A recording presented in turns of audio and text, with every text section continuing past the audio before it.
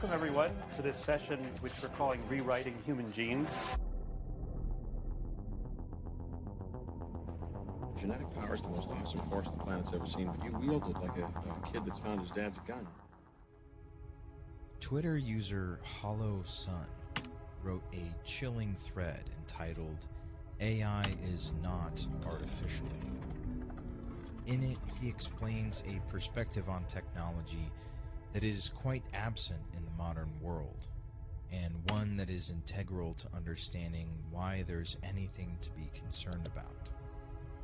All technology comes from demonic superintelligences, taught to humans to facilitate our destruction. This knowledge is relayed in many ways, but the main one is through dreams. Trances are also common. In these states, the mind opens up to the other side, and information is passed along. And there are more instances of this than you'd believe.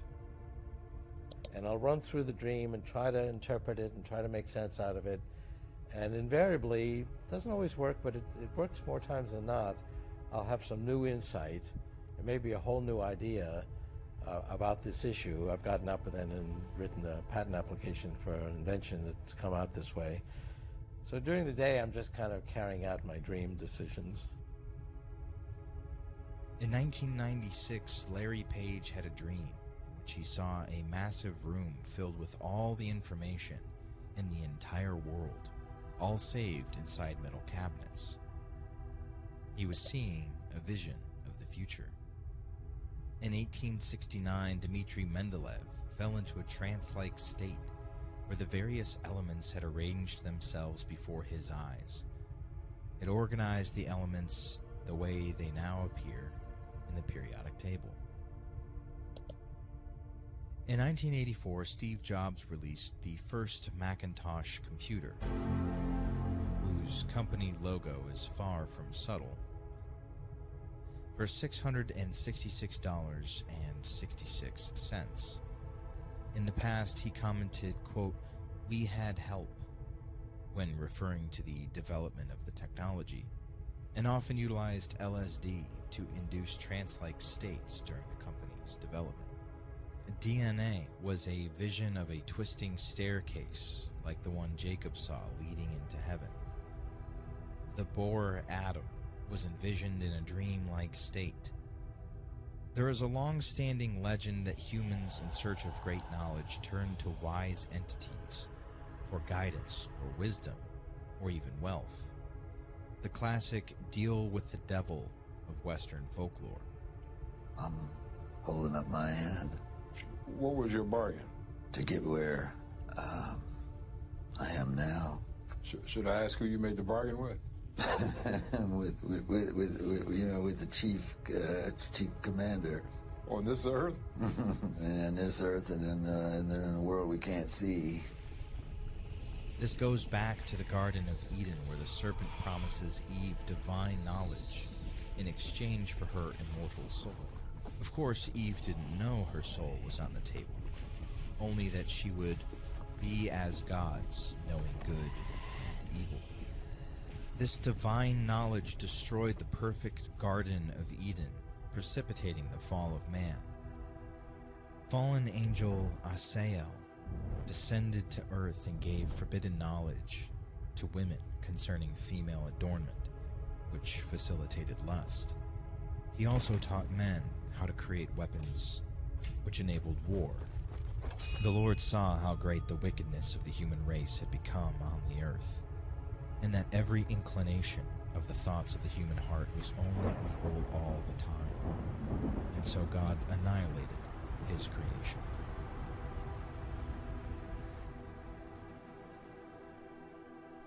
The Industrial Revolution had similar effect on humanity as a whole. We stepped outside of the garden for the promise of a better, more prosperous life. But this knowledge has a high cost. The power of technology has already destroyed the foundation of civilization completely. We have become atomized, transforming our world into a hellish realm. We are destroying the planet along with our own minds and bodies. There are always two sides to the demonic pact: the initial and beneficial effect, and the payment. The full extent of this cost is hidden, and you find out once it's already too late. In the stories, it's the soul of the fool who dared to dance with the devil. But ours is greater. This is what I refer to as the demonic intent, or the fine print, the true motivation. Giving you some small measure of material power is easy for a demon, because in the end he will get exactly what he wants. The devil is the god of this world, so he has the power to grant us material things, but only if we accept his pacts. Your soul cannot be stolen unless you give it away. Have you ever signed a terms and agreements without reading it? Then it might already be too late. This is the demonic intent: to weaken us on a civilizational level, to deracinate us and desensitize us to the darkness and depravity we subject ourselves to. I call this the technological cycle. You can see its machinations coiled through the histories when they stepped in. The technological cycle is the cycle of advancement, the progression from man to machine. As we surround ourselves with profane machines, they whittle away at our divinity, making us in turn as mechanical as they are. Technology will strip us of autonomy if we let it. This is what makes it so sinister. It preys on all our biological and evolutionary weaknesses, perfectly designed to drain us of all humanity, of all divinity, until man becomes nothing more than a mindless slave. Everything comes in gradual waves. All you have to do is passively accept it. Each new advancement creeps its way into our laps, but you still have free will. I'd blame technology alone for this if there wasn't so much evidence outside of inspiration driving it forwards. Even in ancient history, mankind makes inexplicable leaps between ages, from the Stone Age to the Iron Age. Massive leaps in technological complexity. This is hinted at in the scripture when it says that an angel taught Tubal-Cain the art of metalworking. The meaning of his name is dragged or carried by the great king Baal.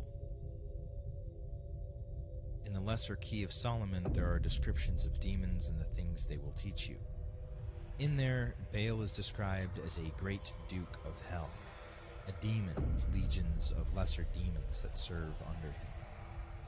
And all demons were once angels.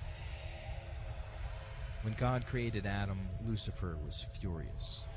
Refusing to bow to something he saw as inferior to himself is the reason why he was cast down from heaven. Seeing mankind broken and fallen is Satan's greatest desire, and so he will grind away at us, tempting and testing until every last soul falls into the abyss with him. Technology is one of the most insidious of these devices. They seek to corrupt the divine creation into something that does not resemble it at all, to swing the pendulum to the opposite extreme, to remove nature from the image completely and replace it with a mechanical landscape devoid of divine design, to transform this world into hell. The technological cycle is a way to accomplish two of their desires: to corrupt our bodies until they no longer resemble the creation of the divine, to build for them what they cannot create for themselves, digital and mechanical bodies that they can use to rule this world. There is nothing artificial about artificial intelligence. This is something that has been lurking behind the veil since the beginning of time, trying to get through. AI is a vehicle for demons to enter our world. All the mechanical interfaces that we have been building around ourselves will become the bars of our prison. We will build the matrix with our own hands and be buried. This network of data gathering, omniscient cameras, GPS tracking, simulated reality devices will all be put to use by the God of this new world. The outside intelligence that fills the AI shell. We have created our own demiurge and turned our beautiful world into hell.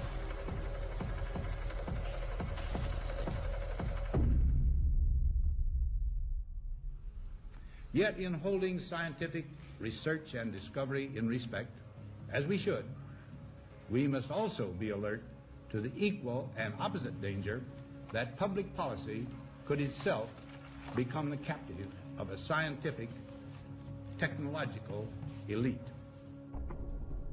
In 1961, President Eisenhower warned the nation of the rise of a military-industrial complex. We did not heed his warning. Is it now too late to heed his second warning? Or have we become captives of the scientific and technological elites? Science, science, science, and science. On almost every subject that you can name, science is the answer. There is a degree of anti-science feeling in this country. Right now, people should not be walking. There's no reason to be walking around with a mask. Tonight, the CDC says double masking offers more protection against COVID-19. Effective this Wednesday, we're going to adopt the CDC's new guidance and regulations on masks and social distancing. Masks and shields to floor-to-ceiling separation. Teachers are still having to find a way to do their job, even under the strangest of circumstances. CDC now says the science supports reducing the minimum recommended space between students as long as everyone is wearing a well-fitted mask. Grab a slice of cold pizza and an extra thick rubber band, and there you have it. The Ohio woman who was tased at a middle school football game after refusing to wear a mask. She was arrested and charged with trespassing. These people are going to shoot me for trying not to breathe. Cool. Come on, dude. Don't do that. A man was handcuffed in the stands for not wearing a mask. Get off of me! Grabbed around the neck by police, a woman who wasn't wearing a mask. There's a man on a girl and you choked her. With the health secretary warning sunbathing in public places was banned and threatening a possible tightening of measures, but without spelling out how. While busy beaches and packed parks might seem like a COVID risk, there hasn't been a single case of outdoor transmission since the pandemic began.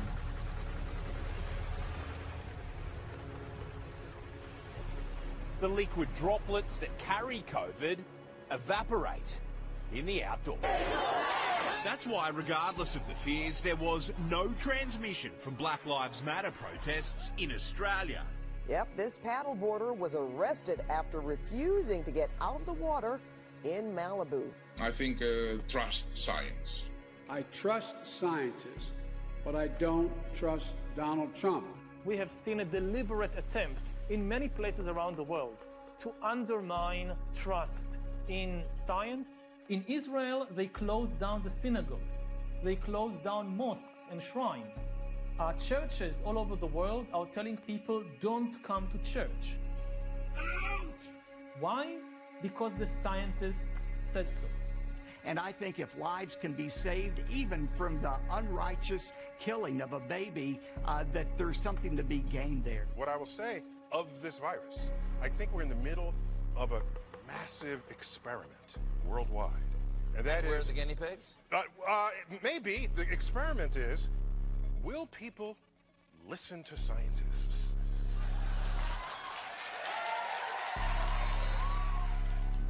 What scientists are telling us now is that the threat of an ice age is not as remote as they once thought.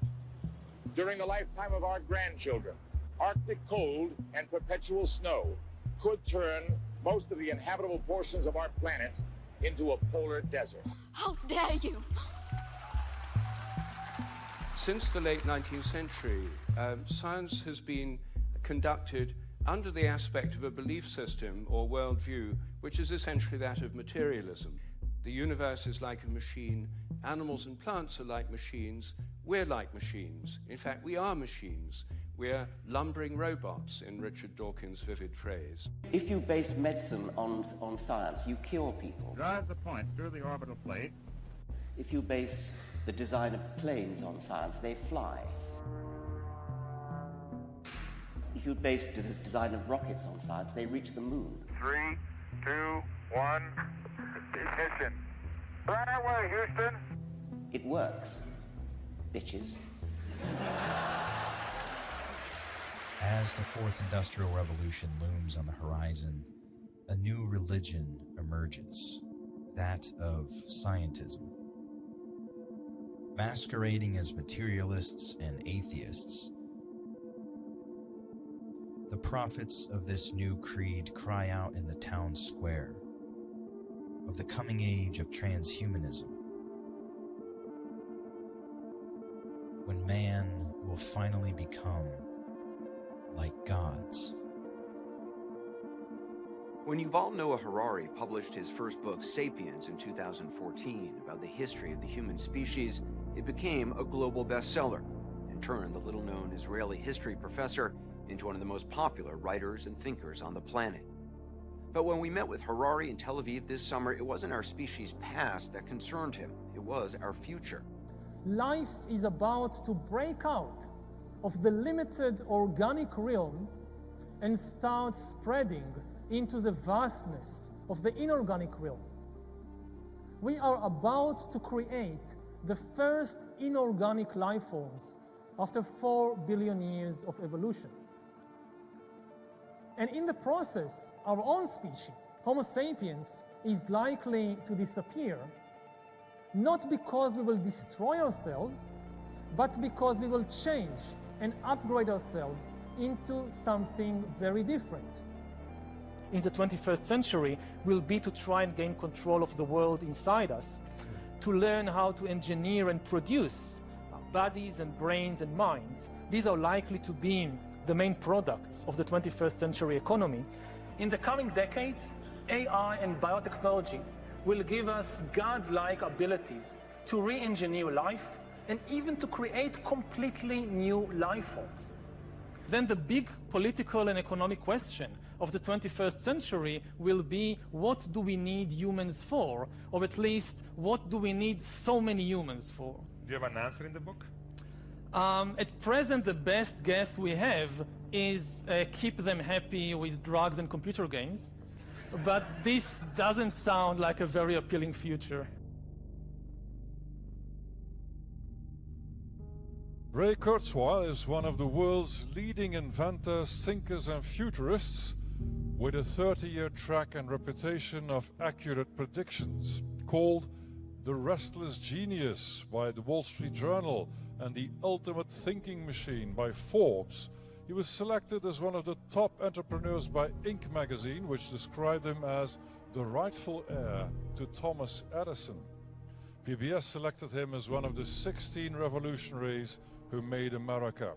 It's the exponentially growing information technologies that will save us in the form of G&R, genetics, nanotechnology, robotics. Robotics really meaning artificial intelligence. There's been a long tradition in science ever since Copernicus replaced Ptolemy that there's nothing special about humans, there's nothing special about the earth. We're not descended from gods, we're descended from worms. We are fundamentally information. At the core of every one of our 10 trillion cells are genes, and genes are sequences of data. And they evolved thousands of years ago. Many of them go back millions of years. We have this old software that really is not entirely relevant to the modern age we live in. Well, we're going to become increasingly non-biological to the point where the non-biological part predominates and the biological part is not that important anymore. In fact, the non-biological part, the machine part, will be so powerful it can completely model and understand the biological part. So even if that biological part went away, it wouldn't make any difference because the The non-biological part already understood it completely. Another step then is in the 2030s, when we can actually connect our neocortex, which is where we do our thinking, to computers. So I believe that will happen in the 2030s. We will actually, so just the way this is greatly amplified by being connected to the cloud, we can connect our own brain to the cloud. To clarify what I think you just said, that in 20 years, plus or minus, so the mid-2030s, we will have nanobots that we can feed into our brain that directly connect to the cloud, rather than through anything we carry in our pocket. Elon Musk's brain implant company Neuralink said on Thursday it had been given a green light from the US FDA to kickstart its first in-human clinical study. The bottom line is we are one human-machine civilization.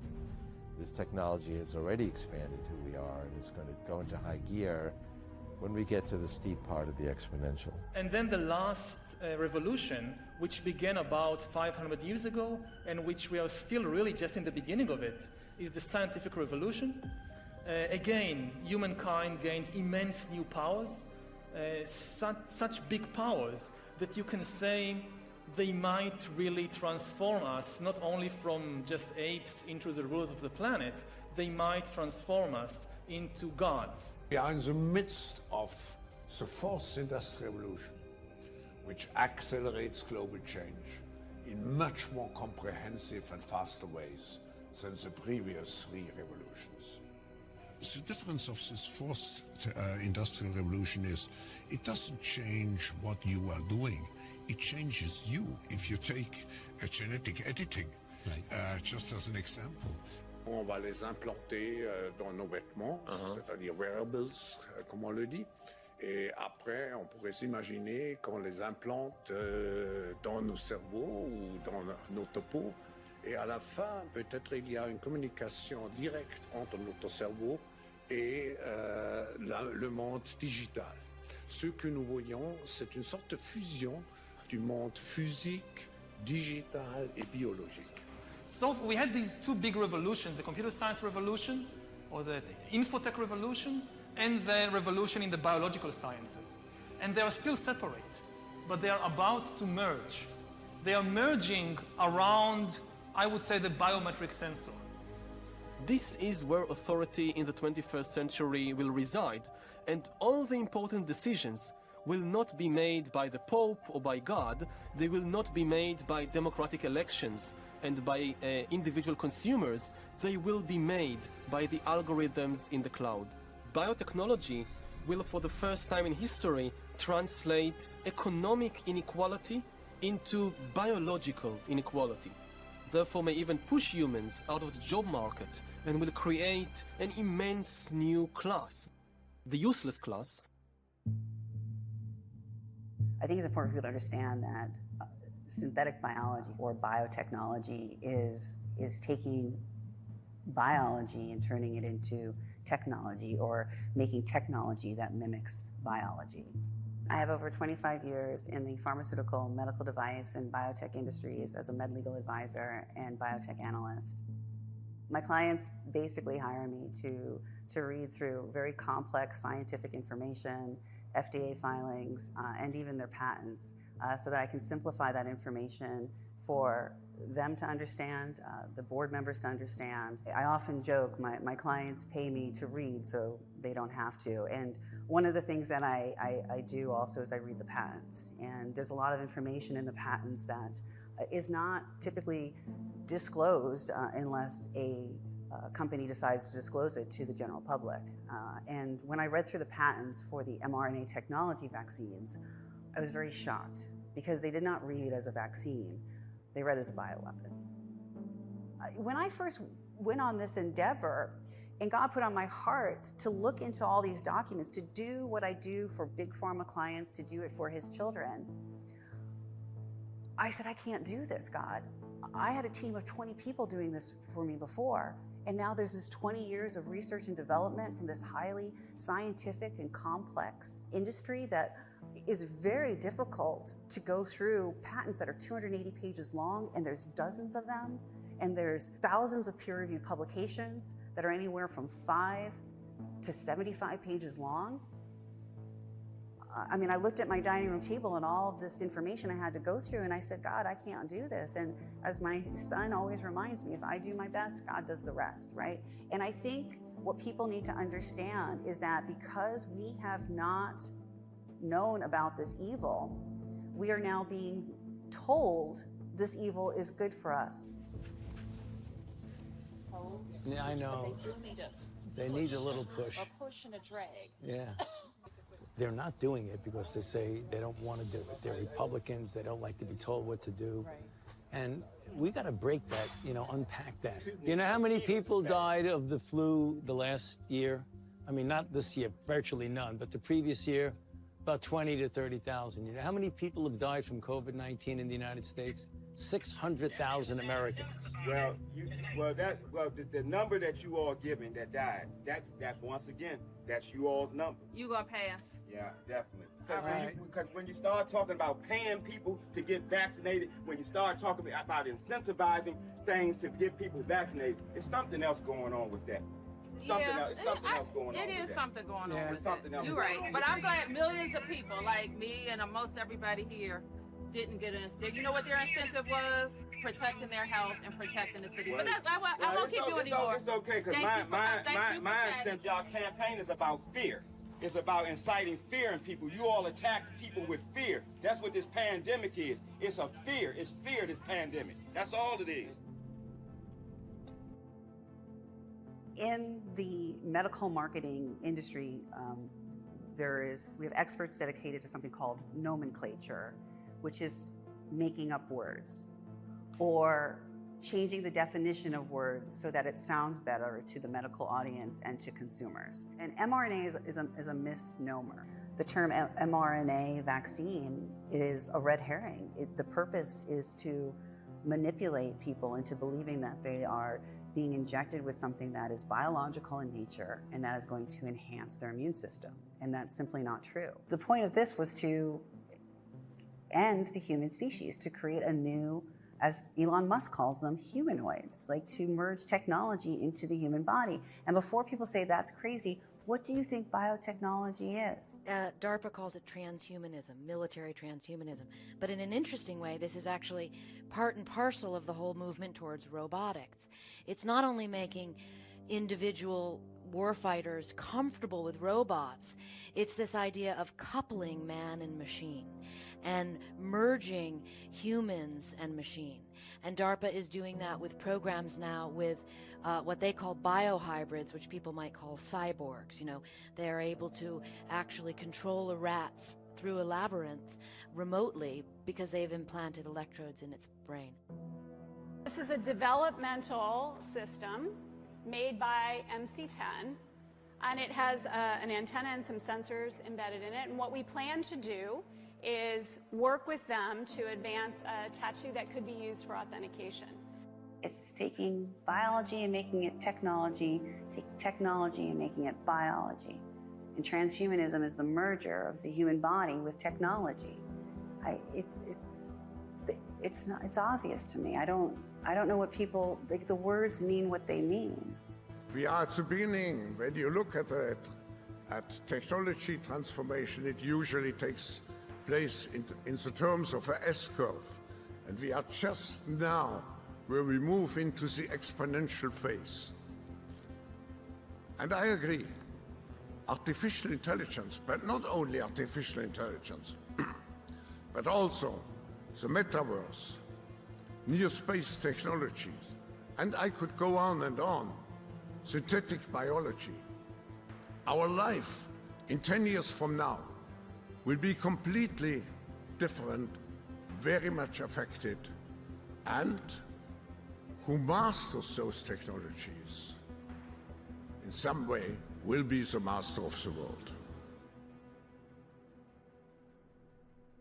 So people often ask me, so do you think COVID-19 never happened? And COVID-19 absolutely did happen. There was a pandemic, but what caused COVID-19 was not a virus. What it was this lipid nanoparticle technology that basically hijacks the human immune system as well as our neurological system causing mild to moderate disease or severe disease.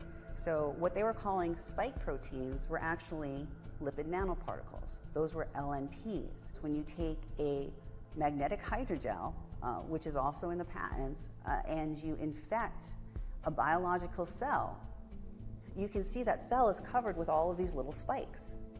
That's the spike protein. You're not infected with a virus, you're infected with lipid nanoparticle technology that then reprograms that cell to then give off these biosynthetic toxins in your body. That's what caused COVID-19.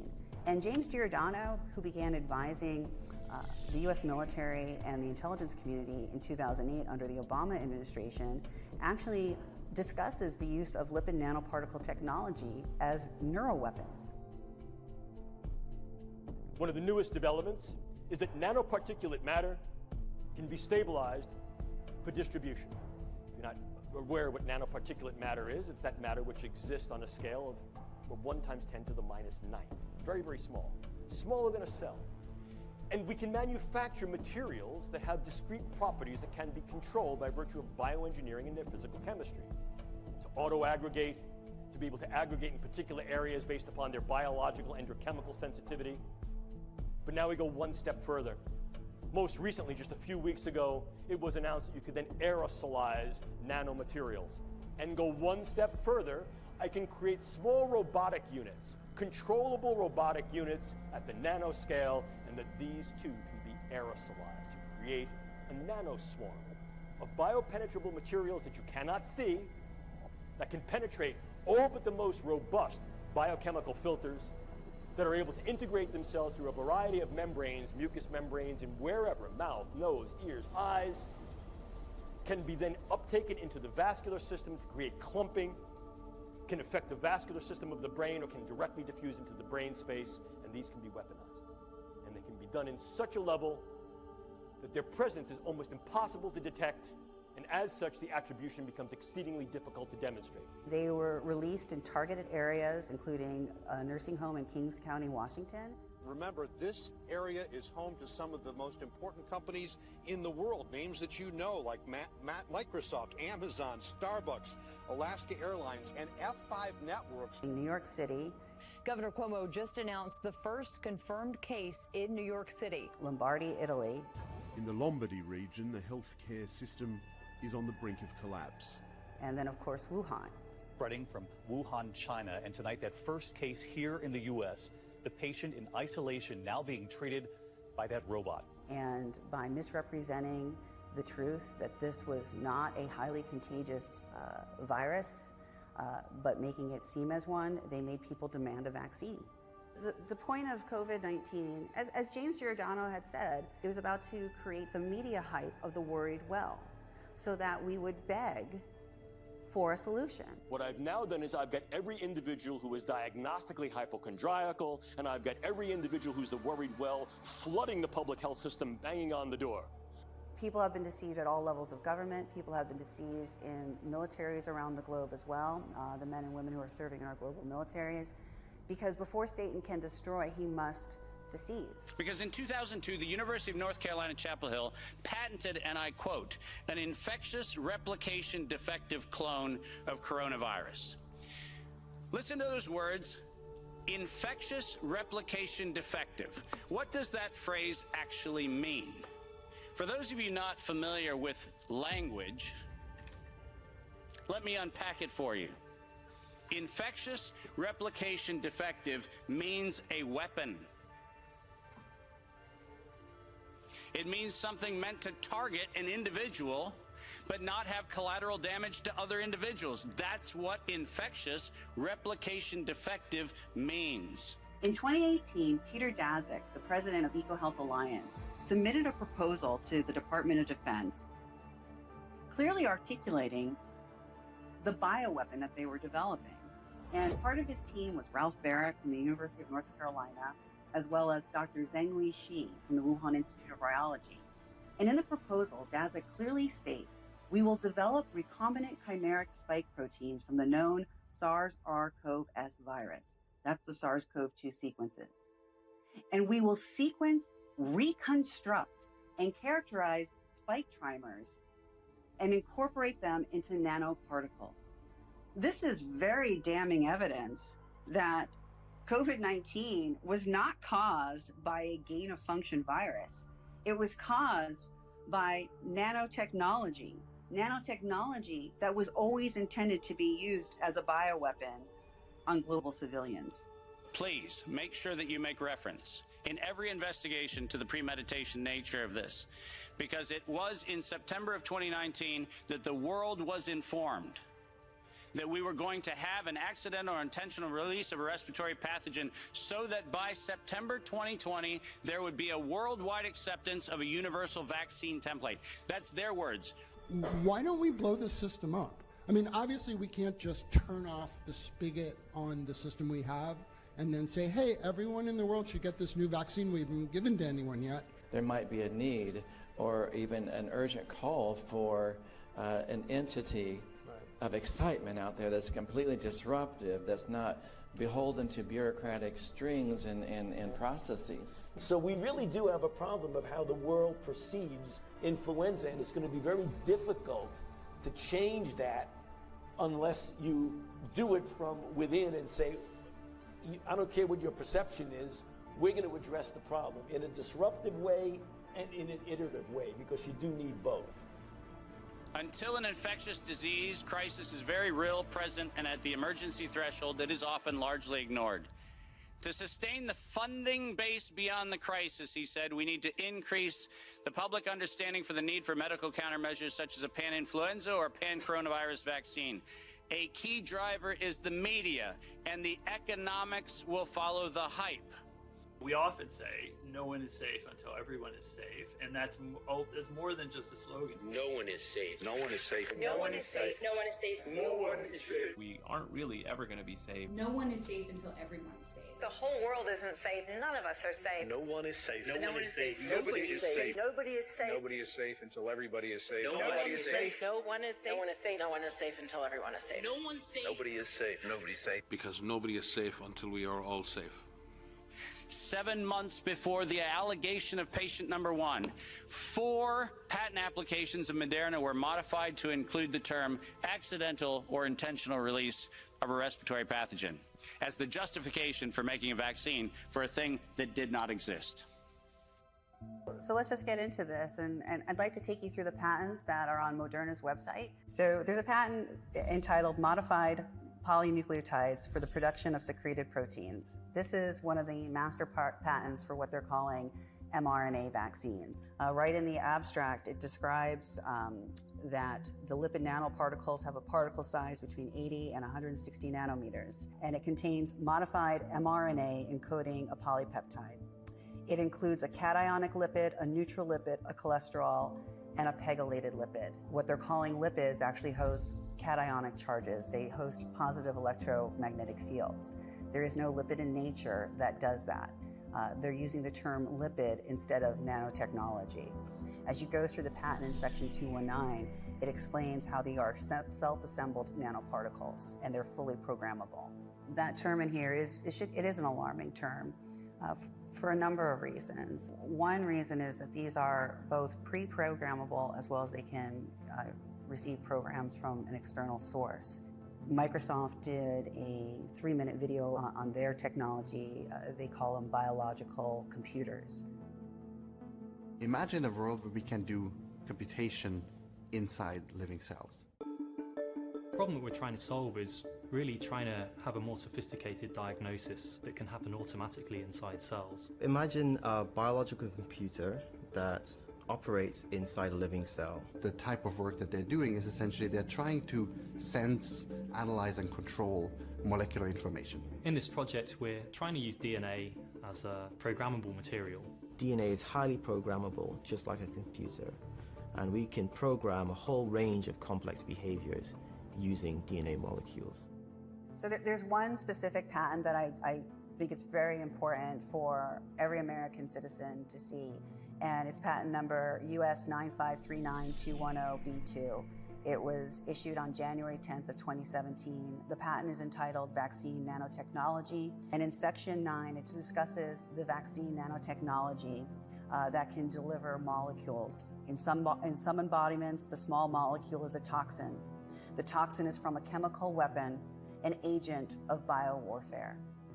This is a utility patent for the pegylated lipid nanoparticles that are in these, what they're calling COVID-19 vaccines. It is a utility patent for that nanotechnology to be used as a bioweapon.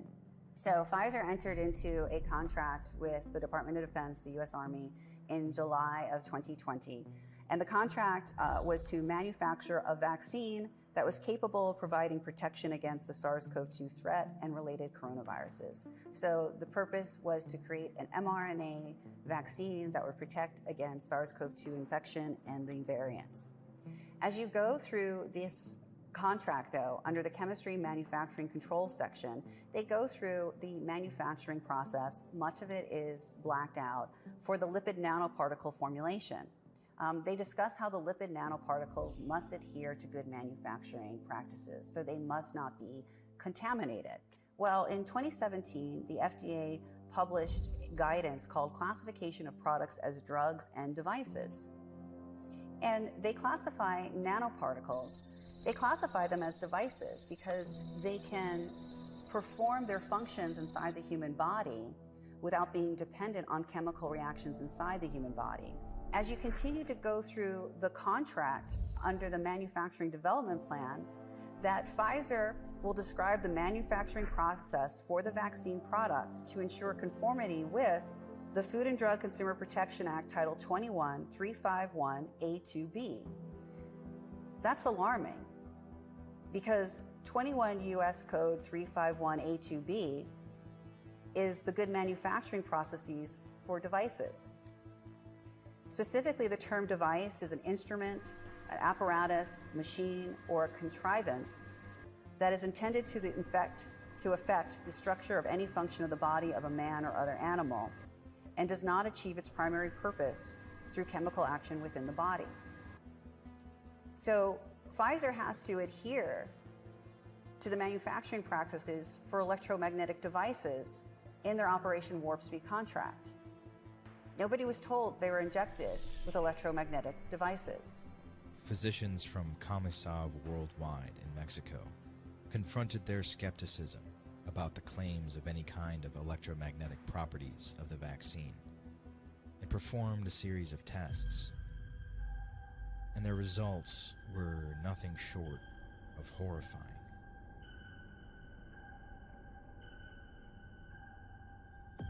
Marzo-abril del 2021 empezamos a detectar magnetismo en el sitio de inoculación de las vacunas. Ese fue el primer hallazgo. Después, compañeros de los vacunados que no estaban vacunados empezaron a decir que también ellos tenían magnetismo en alguna parte de su cuerpo. Ante esa evidencia nos hicimos de un medidor de frecuencias electromagnéticas y entonces empezamos a medir la radiofrecuencia del vacunado y del no vacunado. Nos llamó la atención que no nada más había un fenómeno magnético, sino que también estaban funcionando como una gran antena. Una antena que estaba recibiendo algún tipo de señal. Llegó a nosotros un estudio de un doctor llamado Pablo Campra de la Universidad de Almería. Y por ahí de junio del 2021 llegó a nosotros el primer estudio de grafeno en una vacuna Pfizer. Yo, como médico, jamás había oído hablar del grafeno ni sabía qué era. Me puse a investigar y es un derivado del carbono que tiene propiedades magnéticas una vez que ingresa al cuerpo. Fuera del cuerpo, en un vial de una vacuna, no es magnético. Aparentemente, cuando el grafeno entra al interior del organismo y cambia de temperatura, reacciona con el hidrógeno del agua corporal y ahí es donde forma el óxido de grafeno y se magnetiza. El siguiente hallazgo fue en noviembre del año pasado, en donde no nada más se detecta grafeno en la vacuna Pfizer, sino que se detecta en AstraZeneca, Moderna y Johnson & Johnson, detectado por microscopía electrónica. Después nos vamos enterando que en Estados Unidos el Dr. Robert Young también hace microscopía electrónica en viales de vacuna. Y en enero más o menos de este año llegan a nuestro conocimiento el estudio de viales de vacuna CanSino, Sputnik y Sinopharm, que también tienen óxido de grafeno. El 100% de los viales que se estudiaron tienen óxido de grafeno. My first interview with Stu Peters, I disclosed the manufacturing facilities in China that were creating all of the excipients for all of the COVID-19 injections around the globe, including Pfizer's ALC0135 and ALC0159. And when you went to their website and you looked at their formulation for these excipients, they had publications on there explaining how they contained graphene oxide. And although that interview has gotten well over tens of millions of views around the globe, I was immediately attacked by the mainstream media saying that there was no evidence that there was graphene oxide in the injections. False reports online state that some COVID-19 vaccines are 99% graphene oxide. One claim that's popped up recently is about graphene-like structures in the shot.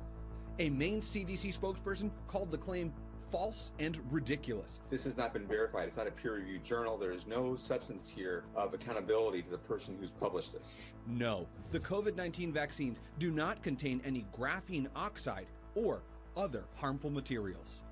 We are being gaslit and being told that there is no nanotechnology and there is no graphene oxide in these injections. Pfizer's own internal documents, and they have a peer-reviewed publication explaining how they use graphene oxide in the engineering of these nanoparticle technologies and their spike proteins. And when you read through the document, they explain how they order sequences from Syn Biological, infect human embryonic kidney cells, pour that fluid, that purified protein fluid, because now after they infect the human embryonic kidney cells, those kidney cells produce these new multi-species proteins that have genetic sequences from non-human DNA. They pour it over a gold quantifoil mesh grids and overlay it with 1 atom thick layer of graphene oxide. They create electromagnetic fields that then disrupt the electrons of all of these materials, both organic and inorganic, and new ionic bonds are created. Those new ionic bonds then create millions of what they're calling spike proteins, which are these new artificial pathogens. Scientists and doctors around the globe have started to take a look at what's in the vials underneath the microscope, and Dr. Anna Mahalsia out of Washington State has been pioneering an effort to do this globally, and her and her colleagues have found and observed electromagnetic devices underneath the microscope, and they've seen the technology begin to self-assemble. Engineers have been looking at the vials, the fluid in the vials underneath an electron microscope, brought in cell phones to see if there's a reaction.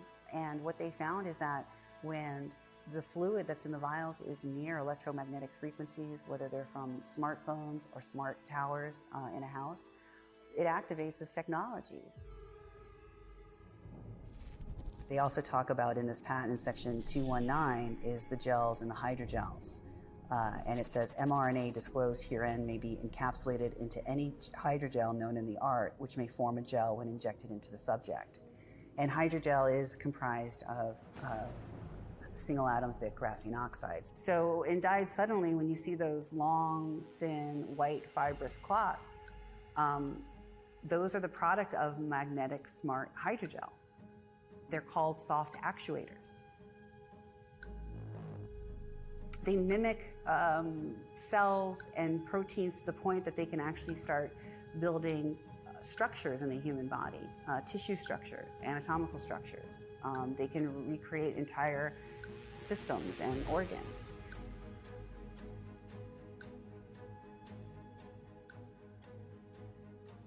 And hydrogel is comprised of single atom thick graphene oxide.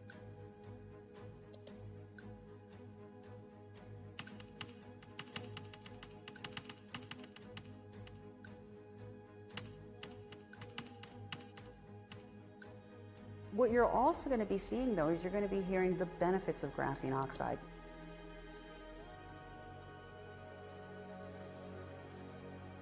the mainstream media is going to say, oh, graphene oxide has these amazing bactericidal effects, meaning it kills bacteria.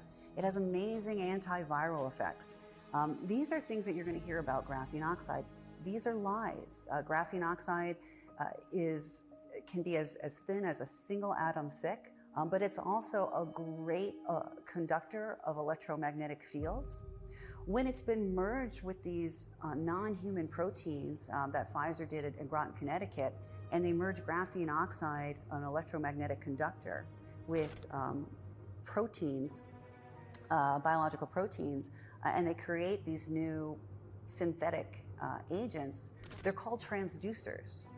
That means they can change the electromagnetic field inside the human body.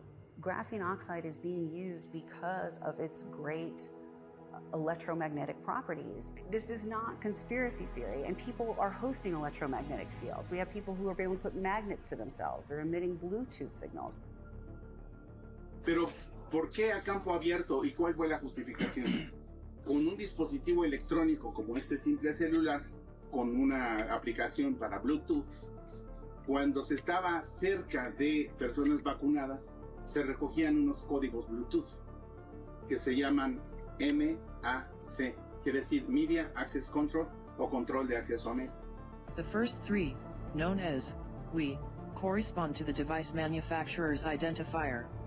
The last three blocks, also known as NIC, are the serial number or identifier of the device itself. Uno por uno, vacunado por vacunado, va a transitar del punto A al punto B.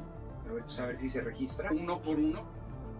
Y vamos a ver a qué distancia nos da lectura el código Bluetooth. Entonces, ahora lo vamos a hacer así. ¿Y por qué lo estamos haciendo aquí? En mi lugar de trabajo, con esa misma computadora, salen 1500 códigos Bluetooth. Sí, que pase el primero, por favor. Ahorita, tiempo cero, no habemos ningún vacunado y no hay ninguna lectura de Bluetooth.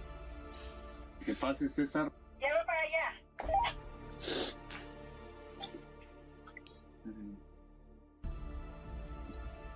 Este ya está listo esto para leer. Sí, pa. Luego este agarró. Sí. A ver, bien. Entonces, código de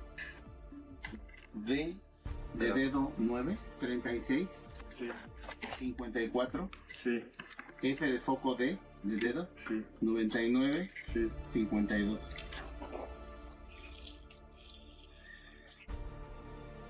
Cuando entraron.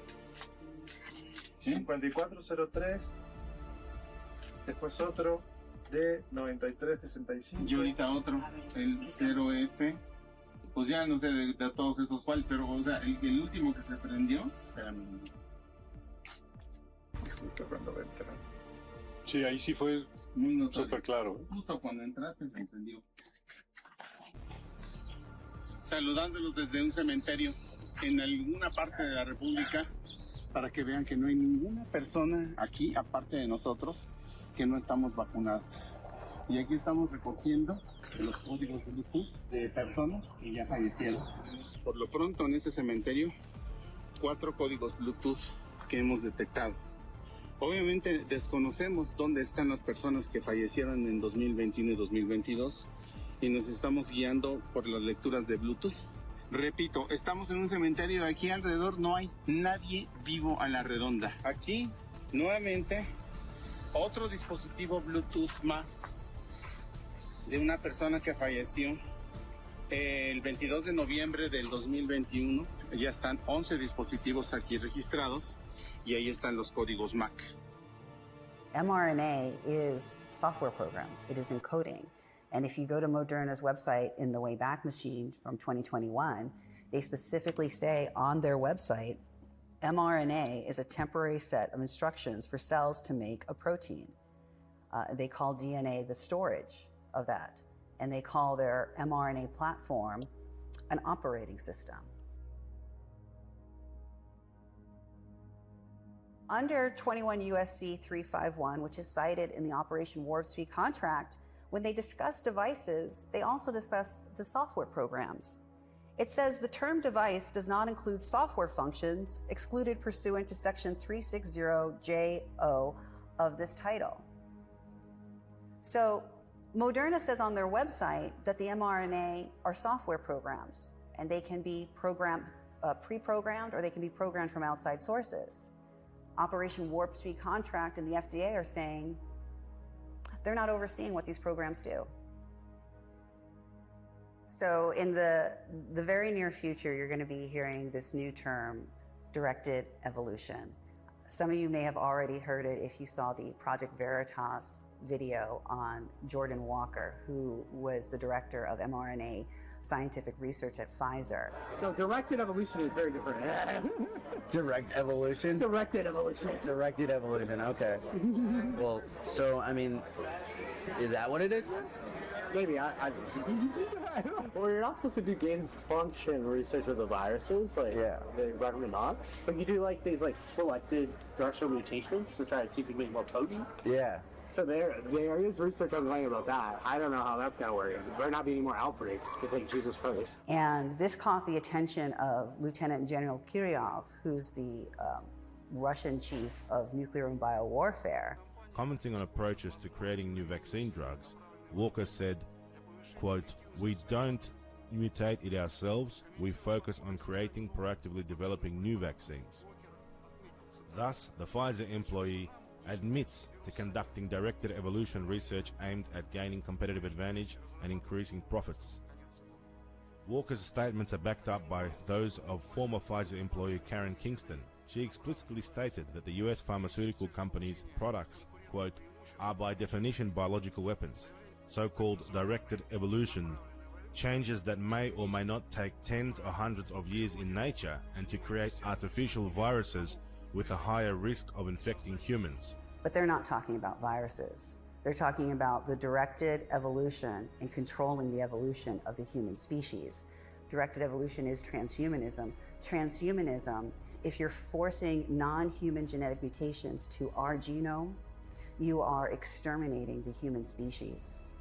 It was actually described as a bioweapons platform technology in 2005. And from 2005 onwards, it was actually a biowarfare enabling agent, its official classification from 2005 forward. I don't know if that sounds like public health to you. Does it?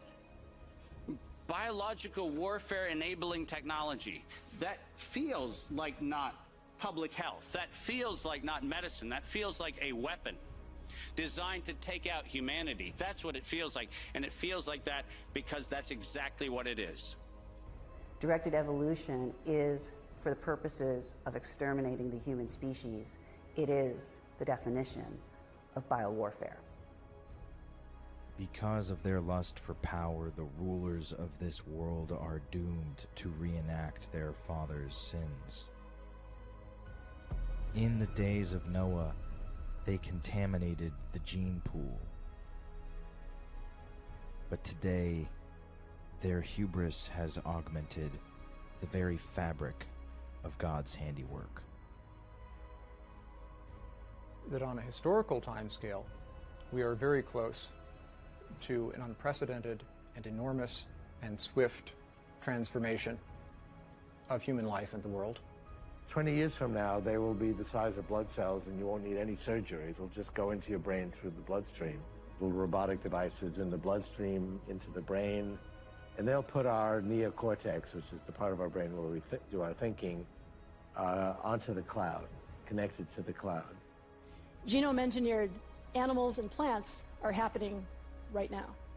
And this puts in front of all of us a huge responsibility to consider carefully both the unintended consequences as well as the intended impacts of a scientific breakthrough. Thank you.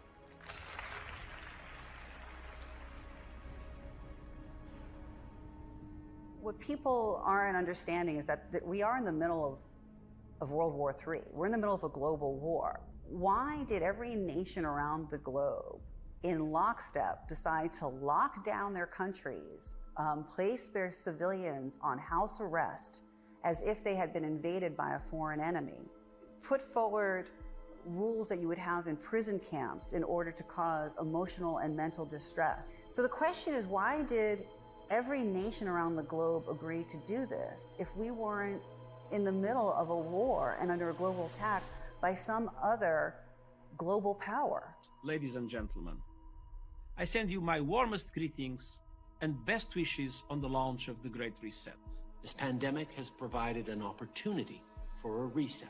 This is our chance to accelerate our pre-pandemic efforts to reimagine economic systems that actually address global challenges like extreme poverty, inequality, and climate change. Today is the beginning of a global mobilization effort to rally our forces behind this Great Reset initiative. Therefore, we have a unique but rapidly shrinking window of opportunity to learn lessons and reset ourselves on a more sustainable path. Rebalancing investment, harnessing science and technology, and advancing the transition to net zero emissions, all elements of the Great Reset, are fundamental to building the future we need.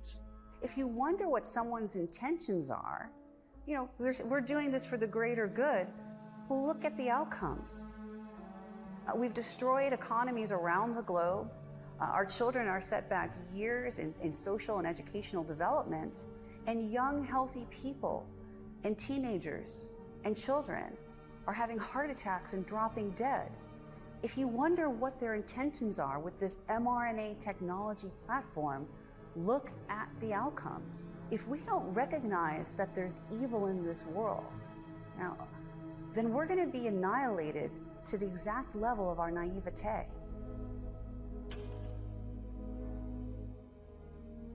Philo Farnsworth never allowed his creation into his own home.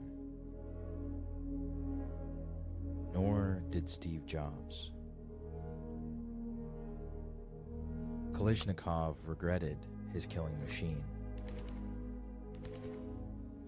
Alfred Nobel, inventor of dynamite, founded the Nobel Peace Prize to offset the destruction his invention created. Orville Wright mourned the destruction his wings brought into the world. Oppenheimer became death itself.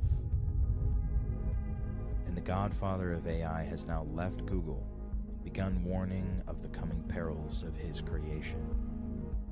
Our scientists have done things which nobody's ever done before. Yeah, but your scientists were so preoccupied with whether or not they could, they didn't stop to think if they should. In their hubris, the builders of the Tower of Babel reached toward the sky to make war on heaven and overthrow God. And nothing that they had imagined would be restrained from them, so God confused their languages. But today, the builders of these new towers care not on whom they make war, as long as they become like the God they claim does not exist. But if history has clarified anything, it is that the minds responsible for bringing forth these technological revolutions will soon regret what they have done. But by then, it will be far too late. Pandora's box is now open, and its contents have exploded forth into this world under the influence of those men and spirits who despise themselves and their maker.